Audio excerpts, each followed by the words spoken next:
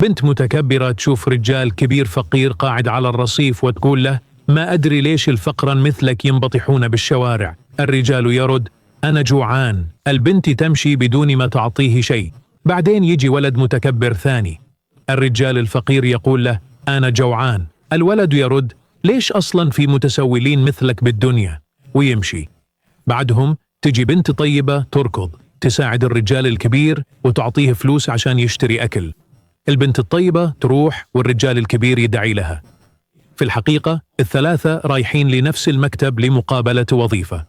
البنت المتكبرة توصل المكتب أول، تحتقر عاملة النظافة وتجلس على الكنبة. بعدين يوصل الولد المتكبر ويجلس بعد.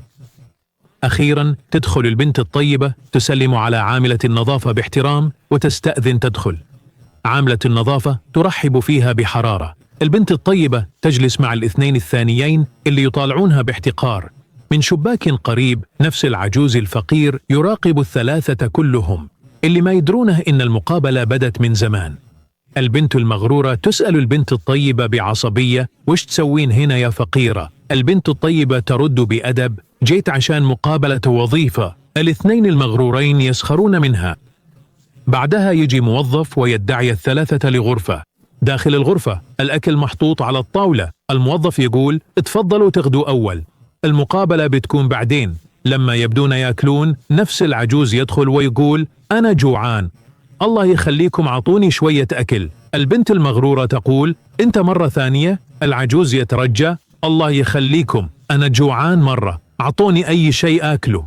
البنت تؤشر على الزبالة وتقول: الأكل هناك، كل هذا. ثم يلتفت للولد المتكبر اللي رمى قطعة أكل وقال: التقطها وكلها. لما الرجال العجوز مد يده، البنت الطيبة تقدمت وقالت: لا تأخذها، خذ أكل بدالها. الرجال العجوز أخذ أكلها وشكرها. بعد شوي دخل رجال وقال: بيجي المدير قريب، مو للمقابلات بس للاختيار، لأن مقابلاتكم خلصت. البنت المتكبرة قالت: كيف كذا؟ دخل المدير، طلع هو نفس الرجال العجوز من الشارع. قال: ايه سمعتوا صح، شفت تصرفاتكم كلها كبر وغرور، ما فيه مكان بمكتبي لناس زيكم. اختار البنت الطيبة للوظيفة. البنت فرحت مرة، شكرت ربها وعبرت عن امتنانها للمدير. المدير قال: ناس زيك صادقين وطيبين هم اللي نحتاجهم بالمكتب. الولد المتكبر طلع بهدوء وهو مستحي. في الآخر البنت المتكبرة ندمت على اللي سوته. صدق المثل اللي يقول: الكبر قبل العثرة. إذا عجبك الفيديو لا تنسى تشترك بالقناة وتشارك المقطع.